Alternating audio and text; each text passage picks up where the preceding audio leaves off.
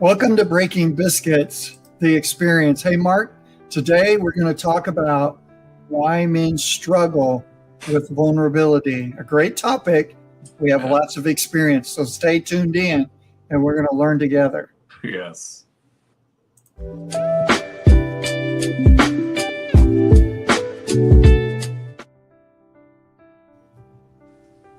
Well, welcome back, Mark. We've got an interesting subject we want to talk about today, and it's still on the topic of vulnerability, but specifically about why men struggle with vulnerability. And one of the things I just want to open up with, I think we all recognize, those of us that are men, that's very common for all of us, is there's primarily two emotions that we tend to gravitate toward.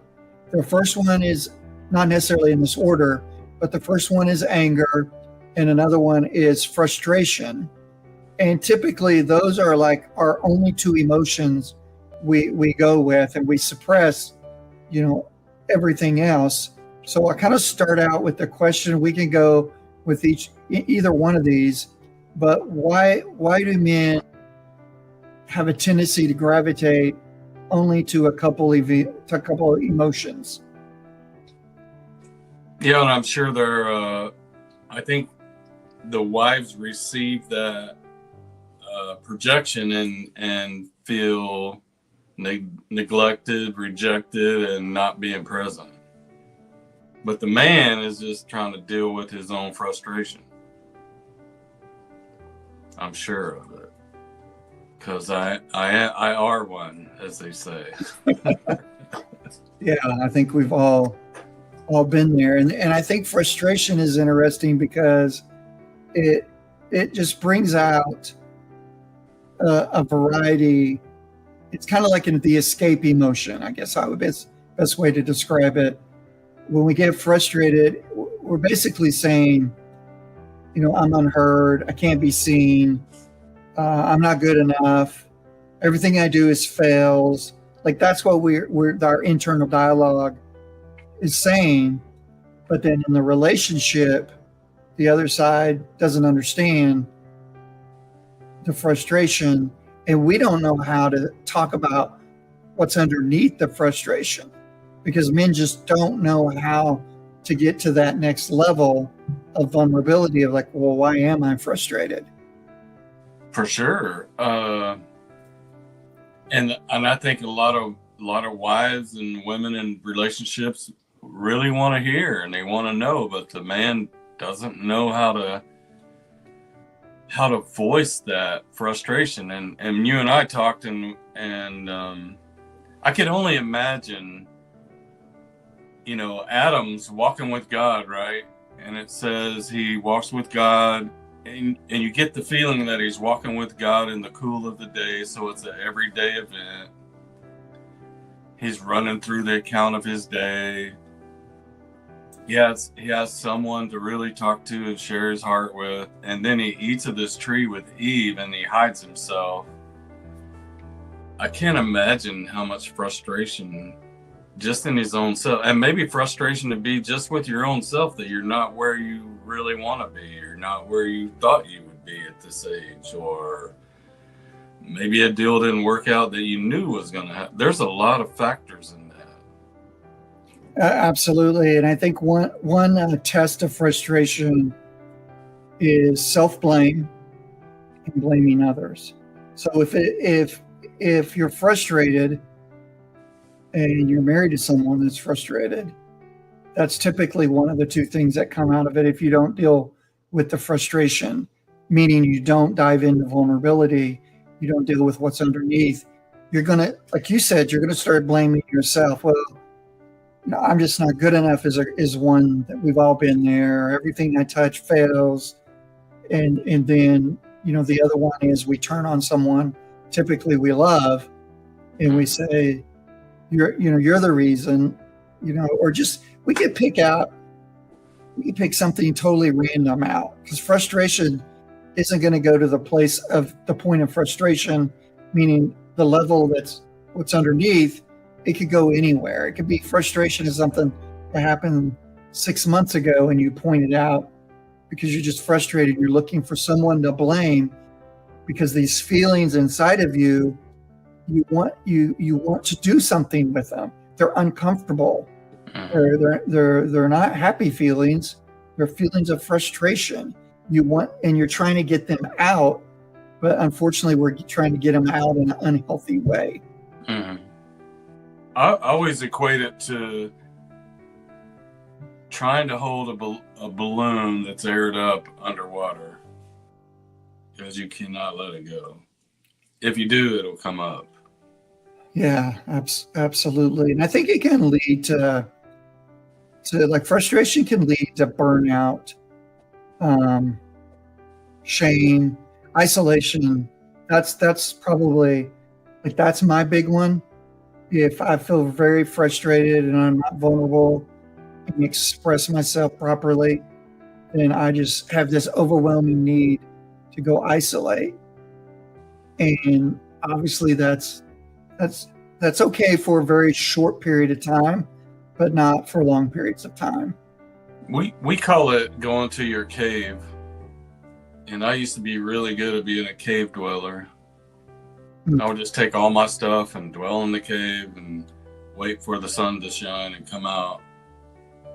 But if you go to the cave for a purpose, to regroup, to get your thoughts together, to control your emotions, to re-engage your, men can get frustrated with anything, just like anybody else. Like business deals that don't go, people that promise you things that don't happen. Typically, we take out our frustrations on our mates and the people that are closest to us, and we take it out. You're either overt and you get into anger, or you covert and then you're like sniper. I call it sniper. Right. And it's funny because, at our house, my wife will just say, she give me a safe place to say, this is how I feel. It's probably way off base. That's how I'm feeling right now. There's probably not a man that we're talking to, Toby, right now that ever watches this that don't feel like they failed at some point. And they probably never overcame it either. Right. And it wasn't modeled to us. It wasn't modeled to,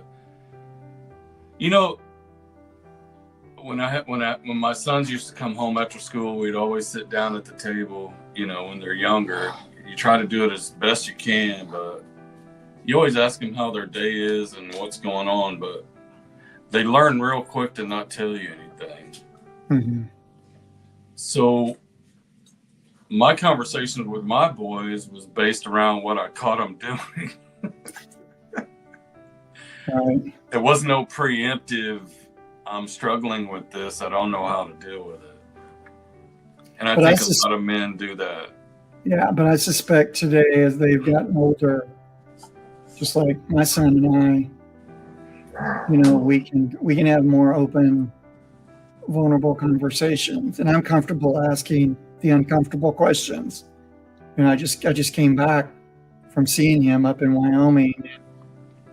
I'll ask uncomfortable questions, but he answers them and he doesn't mind it. He asks me uncomfortable questions. Mm-hmm. So we're like practicing a level of vulnerability that we didn't have when he was younger. And it's like, wow, man, I wish I knew this, 20 years ago, right? Yeah. But I was doing what everybody else does. You're doing your own frustration. Doing my own frustration, and just, Mark, and don't you think too, in society, like, especially those of us that are a bit older, you have this social norm that says we're kind of there to carry the load ourselves, to fix it, have all the answers, and we're just supposed to be the man, and man up. You've heard that expression. Mm-hmm. Man up and just do it. Just get through it. Just make it happen. And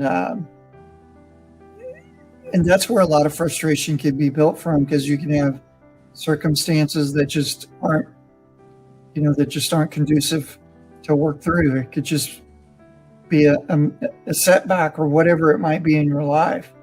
And even in the relationship, it's easy for, I think, women to view men like, come on, like, why don't you lead it? Why don't you get this fixed? Our relationship's not good. Fix it. You're the man. Fix it. Mm-hmm. And the man hears that and he says, yeah, you're right. I should fix it. I'm the man, but he doesn't know how. And then he feels paralyzed, and then it turns into a cycle. And that's what we're here to do, is break cycles. Mm-hmm. Really just break the silence first and foremost. We do coaching for breaking biscuits with couples and stuff, and honestly, Toby, we live in a new world where a lot of times the woman's making more than the man, so he's just eternally frustrated, eternally in a shame state. But the people that I coach, a lot of times, the man is beyond frustration, goes right into anger. But just because someone's angered, there's a lot of factors there. Of course, it's modeled deflection, a lot of things, but I always try to find the deep seed of where does this come from? Like, what? Why so angry? Right. But, I understand the frustration part. I do. Well, let's talk about, if we're frustrated, Mm-hmm. how do we identify what's underneath? Like, how would you tell someone, okay, I know I'm frustrated. I feel frustrated. I feel tensed up inside. I can tell you what triggered the frustration, but I'm not sure I know how to express anything beyond that. I always try to coach people to don't just look at the reaction that you do, no matter what it is. I don't even care what the reaction is. Punch holes in the walls or whatever.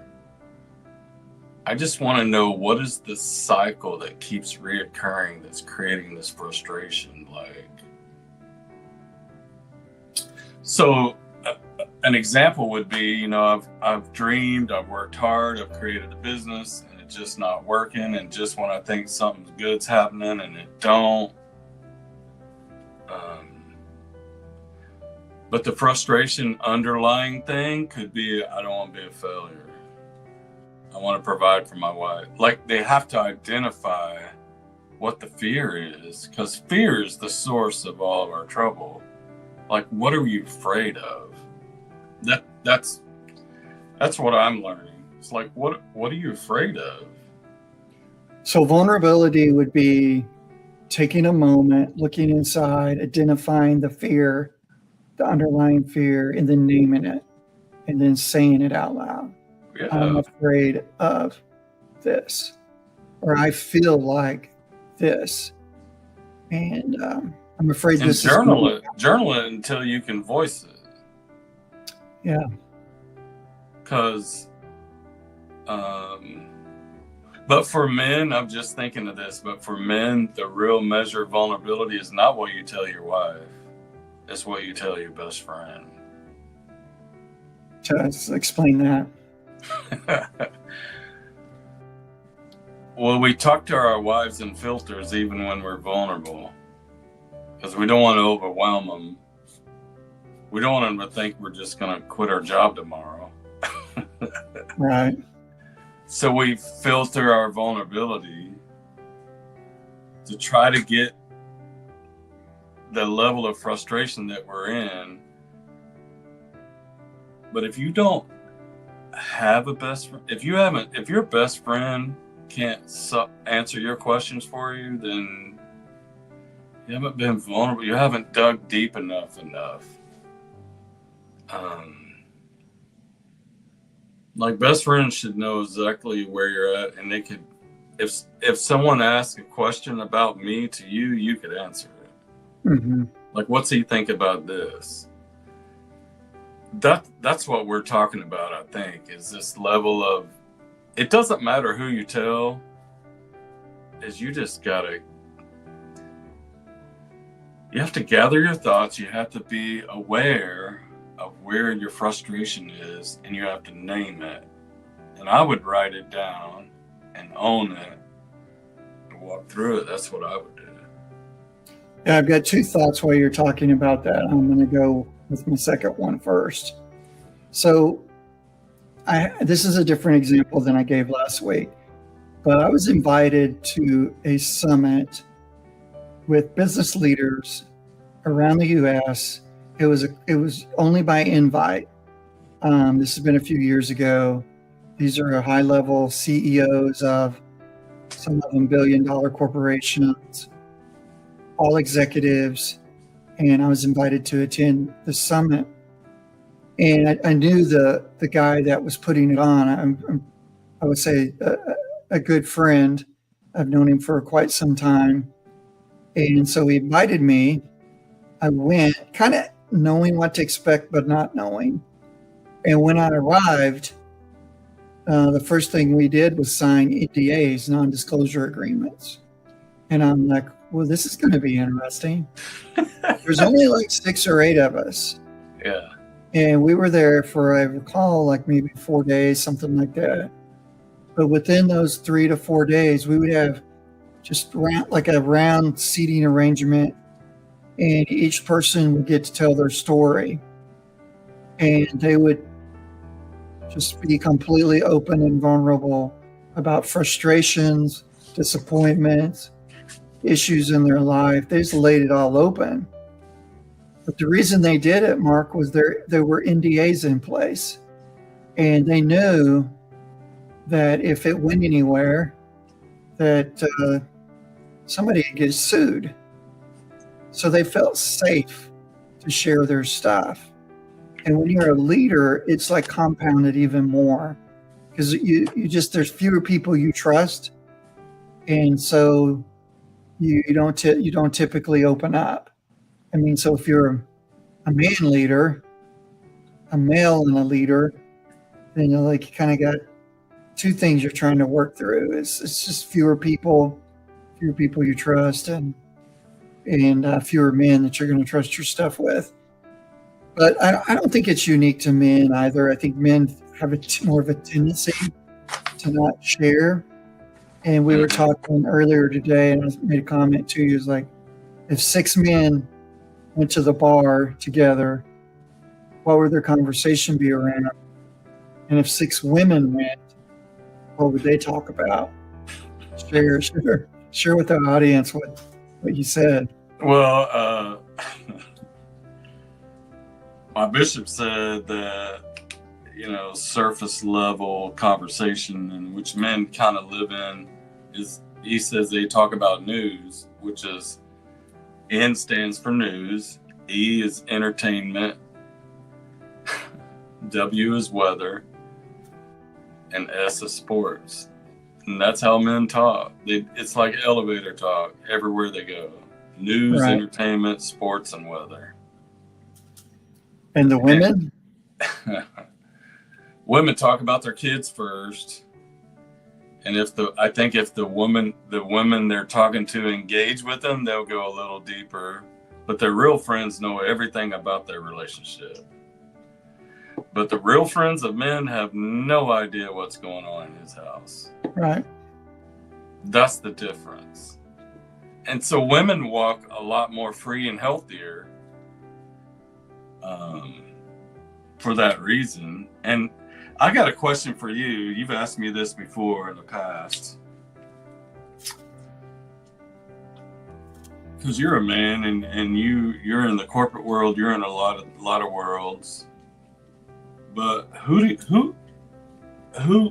you trust with your stuff, and who are they, and how do they get there, and how do you know? That's the number one question I get.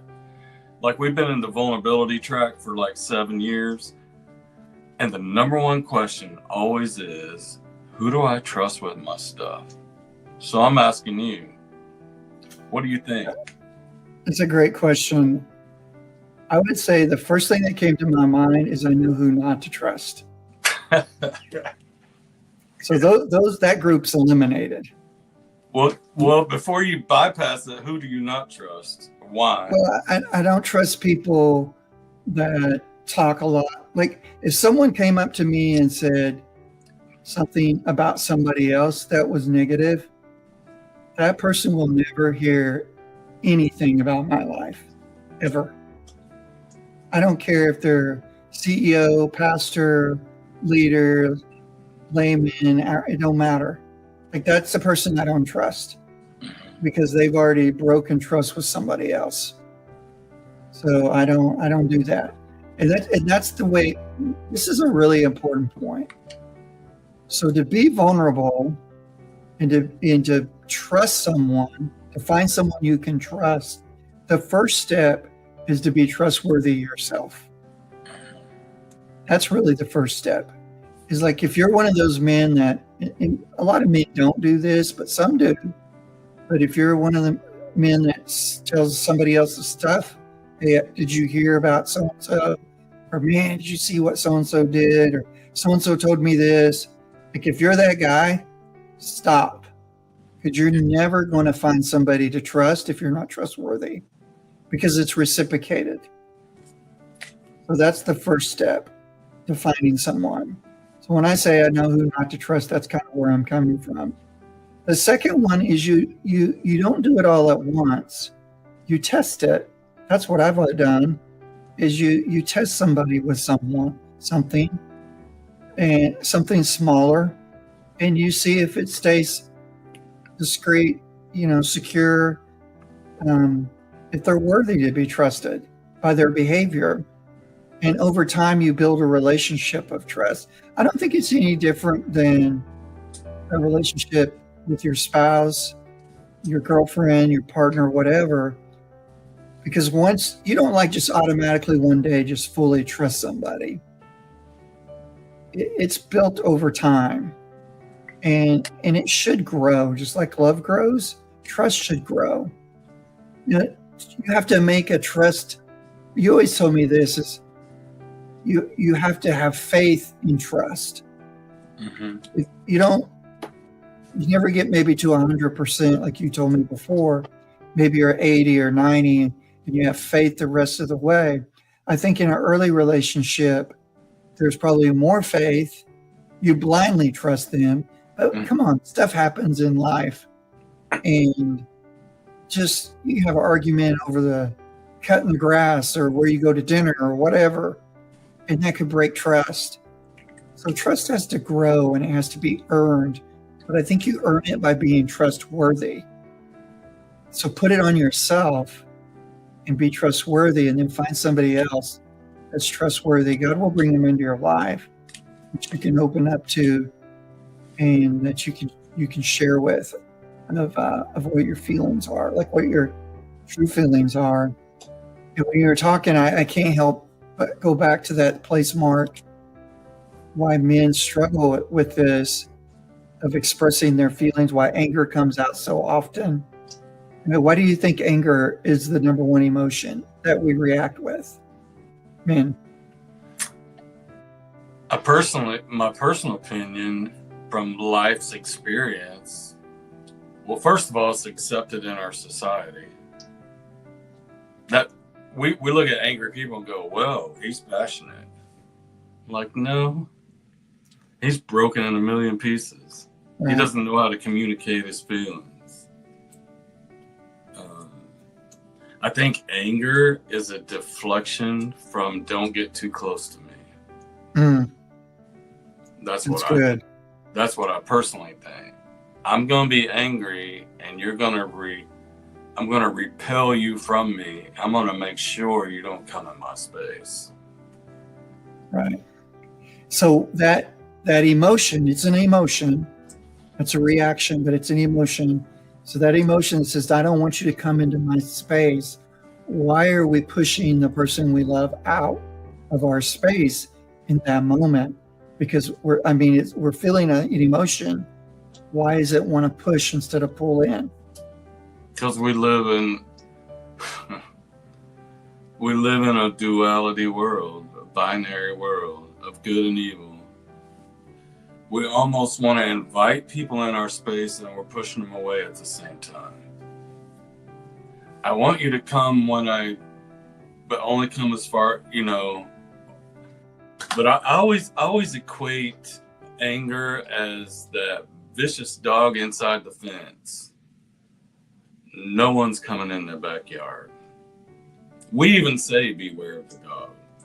And what angry people don't know is their anger causes people to even stay away further, and the thing they need the most, they're repelling, and they get further and farther away from a real relationship, and they get more and more angry. But they're the ones that put the sign up, beware of dog. Right. It's But it's emotional masking. yeah. It's a cover up, right? They're covering other emotions. Yeah, it's either a broken childhood, or was modeled, or it's a way to control where people won't hurt me no more, so I deflect them. It's incredibly ugly and very destructive. I personally have a hard time with angry people because I don't understand why they can't control that, and I don't really understand, like we were talking earlier, I don't really understand how a man gets so angry that he's don't even know what he's doing. I can't even wrap my head around it. But apparently that's a thing. So for our listeners today, as we kind of get close to wrapping up here, we're talking about vulnerability, like the right way to do it, how to be vulnerable. So how do we pivot from these emotions of anger and frustration? Like if you're a man listening and you struggle with these two things, I've struggled with them in my past. And just like how do we pivot? How do we do it different? How do we show vulnerability in those moments? I think you have to be vulnerable with yourself. You have to say, I was making my bed the other day and I thought, there's a lot of us that have these compartments in our heart. They're like doorways, and we just shove stuff in there because we don't know how to deal with it. And we hope that it goes away. And some work and be successful and hope it goes away. And some do church and hope it goes away.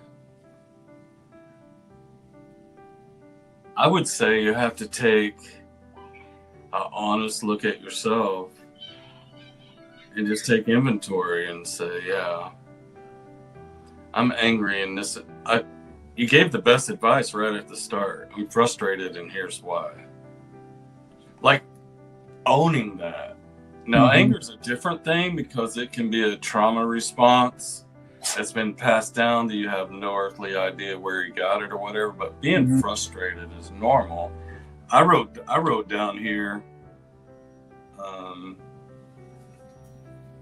being frustrated is part of life. Sure. But you don't have to take it out on everybody that loves you. Right. They don't owe you.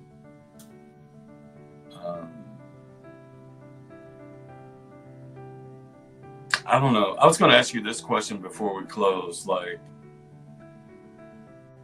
you told us who do you trust? So I want to ask you the benefits of trusting someone. What does that feel like to you? It feels like 1,000 pounds off your shoulders. It's the only way I know to describe it.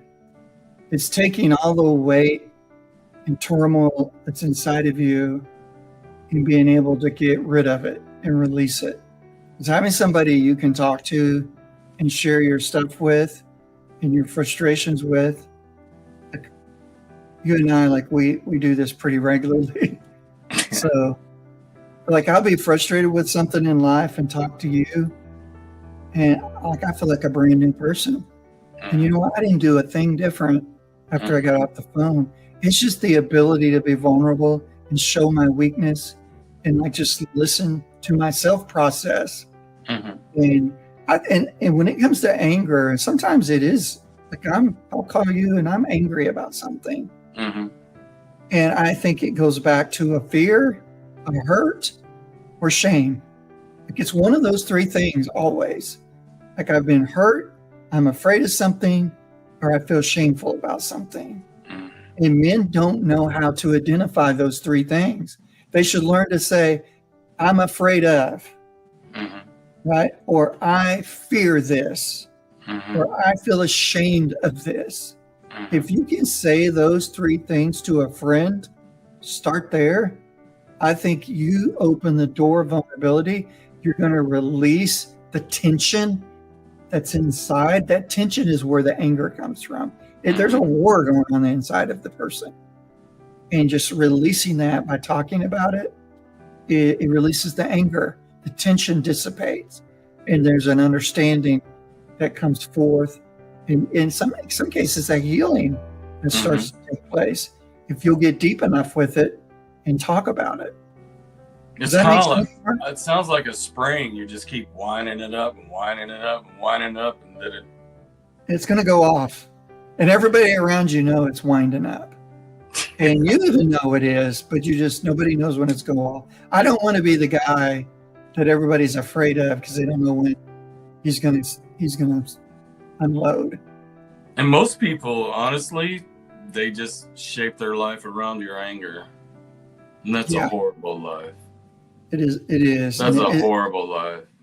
And it's not necessary. There's another way. And Mark, and I as we end here, we want to talk a little bit about breaking biscuits. And we teach these concepts and like in real time. So it's not just information. It's like how to do it, how to break open, how to, one of the things we talk about is it's easy to share. It's the cracking of the shell that's hard it's the opening up that's hard. The breaking of the biscuit, that's the hard part. The sharing will come naturally afterwards. But we practice this. We've had men in our groups, and we've watched this firsthand as men allow us to kind of crack them open, and then they'll learn the vulnerability, and they'll speak the fear, they'll speak the shame, they'll speak out the frustration, or what was the other emotion? I forget, maybe an insecurity or whatever. They'll speak it out. And once they speak it out, then things begin to move inside of them and things begin to change. Yeah, because when you expose the shame component, then there's nothing else that can hold you. No, and the fear of being judged, the fear of not being accepted, the fear of just speaking it out. I mean, that's where men need to be men, right? Men need to be men and just say, I'm going to do it. Not like men, tough it out on the football field with a broken leg. That's not a man. That's just an athlete. The men need to be men and say, I'm going to take a chance. I'm going to identify the things that I'm afraid of and that I feel shame about and that have power over me. I'm going to identify them. I'm going to speak it out. I think the irony of the whole thing is breaking biscuits for me was showing all the couples that were all in the same boat. 100%. Like 100%. There's no emotion you're feeling that I don't feel. There's no thought you have that I don't have. Right. It's a place of judgment free. We've all been there. And when we find out, and it's safe. And I like the we call them 911 calls. Everybody should have a 911 call friend. Agree. If you don't, that should be your goal this year. Well, But the Mark, irony is we don't have to say anything. We just hold no, still. just listen. Right? Because you already know the answer and you already know what you're going to do. It's just you need confirmation, reassurance, and I feel you. Right. And here's why I feel you. Because this is how I feel. Right. It's a beautiful thing. Like, we complicate life because we try to live this perfected reality that's no one's living. From the top to the bottom, no one's living it. But this is the life. This is the beauty of it. You know? It's the daily.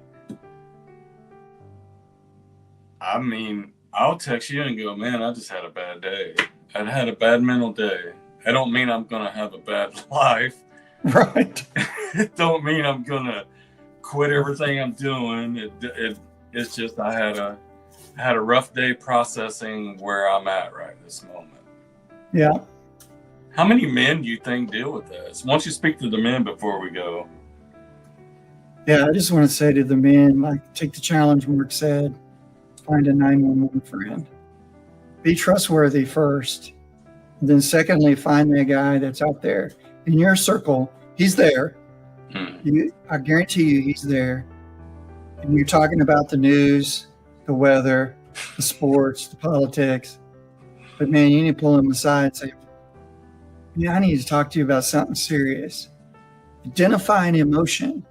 Identify a fear. Identify some shame. Maybe it's something from your past. Maybe it's from your childhood. Maybe it's the way your dad. It could be an abandonment.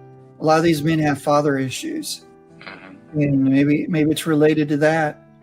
Call it out for what it is. Doesn't matter what it is. It's just to have the boldness. Just the boldness and the courage to say, I'm going to speak this out of my mouth to another guy. And if it's the right person, and you'll know who the right person is, he'll listen. He'll probably look at you and go, man, I totally get it. I've been there or I am there right now. Yeah. Just do it. And then sign up for a Breaking Biscuits event. It'll change your life. Yeah, well, 100%. I mean, these are little 30-minute podcasts, Mark. We're like scratching the surface. Yeah. When we do Breaking Biscuits, I mean, it is a deep dive into the hearts of people. And it's like, it'd be like taking a year's worth of podcasts and shoving them inside of somebody in 4 days. Yeah. But there's an experience around it they can't get from a podcast. Absolutely. Absolutely. So we will, I'll say we will, we'll have shortly some dates selected. We're working kind of on updating our website, and we'll get that done shortly as well. But we looks like we're going to have an event sometime in January. And I'll just say go to breakingbiscuits.com, listen to the testimonies. Those were unscripted. They were shot with a telephone, the phone, like right after the last session. Yeah. And we know these folks. We've stayed in touch. They're all doing well. And half of them came there and were like ready to end it in the marriage. And today they're doing well. Yeah. And we don't take credit for it. We're just facilitators. But we create the environment and give them the tools of how to walk this vulnerability life out. So we want to invite everybody to check us out. And we're probably going to stay on this topic, Mark. I'd like to discuss, we talked so much about the men. I'd like to, next time, if we could, like, let's kind of, as men, kind of look at what we think the women's perspective is, how they see it, what they're thinking, what they're saying, how come they respond the way to us when we're frustrated and angry. Yeah. And what's going on inside of them as well. Maybe have a real female tell us how she feels. That would be awesome. We got to talk one of our wives into joining us, or both of them. Probably be a better chance. Yeah. Well, until next time, this is Breaking Biscuits, the experience, saying we love you. Yeah. Stay in there, fight the good fight of faith, and we'll see you on our. Sure. Email us if you have questions, comments. Share this. Like our post. Like our YouTube. But we're here for you. That's the whole point. That's it. All right, Mark. God bless to everybody. We'll see you next time. Next time.